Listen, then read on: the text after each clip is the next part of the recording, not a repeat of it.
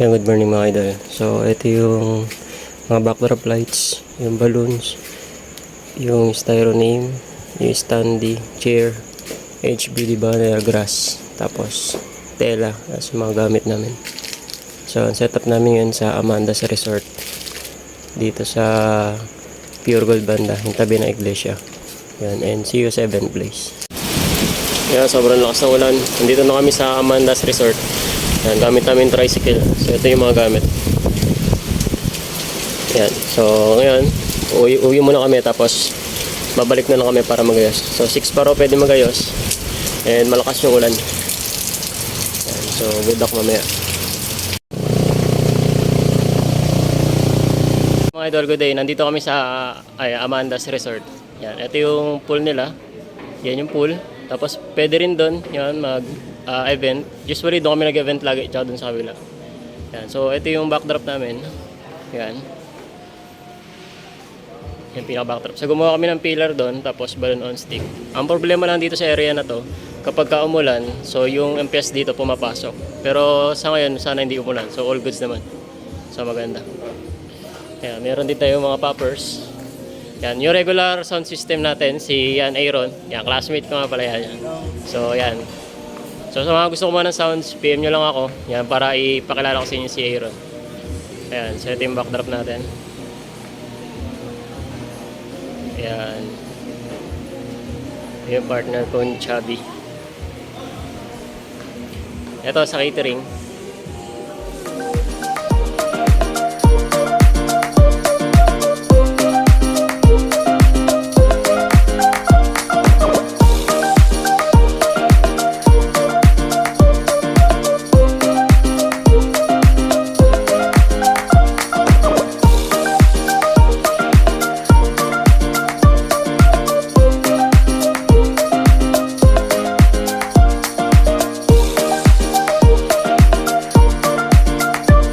Yan mga idol, no?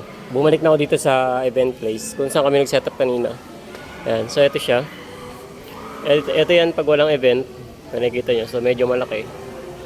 And ito, hinihintay ko na lang yung service. So pag walang service, so ganito talaga kahirap. Maghihintay ka na lang. So, ang usapan namin ay 4. So 10 minutes. Siguro nasa biyahe na yun. So ito yung mga gamit namin kanina. Hindi na pala ako nakapag-vlog kanina kasi yan, sobrang busy. So ang time preparation lang namin ay halos 3 hours. So hindi ko na nagawa mag-vlog or mag-video man lang. Kasi nga sobrang hassle para sa amin. Tapos umuulan pa. Yan, so ito yung stand. Nandito na yung mga ilaw, grass carpet. Yung name, pag camera pa lang baby, nakilala kayo or pamangkin nyo, Axel at saka Calix. Yan. So for free na lang po yan. So pick upin nyo na lang sa bahay. Yung souvenir stand, tapos binigay na rin ni client itong parang standee na to, yung character. So binigay niya na rin sa atin. Yun, yung raincoat. So ito siya, medyo malaki pala tong pinaka event place na. So about sa ceiling, no, sa next stylist na pupunta rito.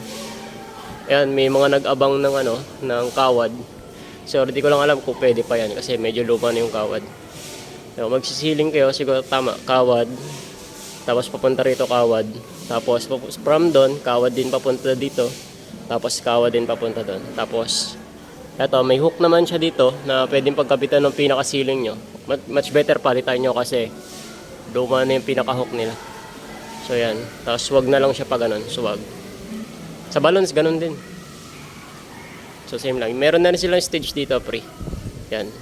Siguro mga nasa 1 feet or 2 feet yung lalim niya. Yan, yung pinakataas pala. So medyo malaki din yung Ito pala ang sabi pala rito, pag nag-outing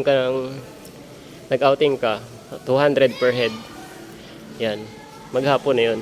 Tapos kailangan kumuha kayo ng kubo o kaya yung umbrella kung mag-outing kayo. So bawal dito yung mag-outing na maliligo lang, na dyan lang sa tabi. So kailangan pag nag-outing, kukuha talaga kayo ng pinaka-cottages nila. So yun lang, update na lang sa next vlog natin. Pasensya na, hindi ako nakapag-video ngayon kasi sobrang busy kanina. So yun lang, and see you next vlog. Babu!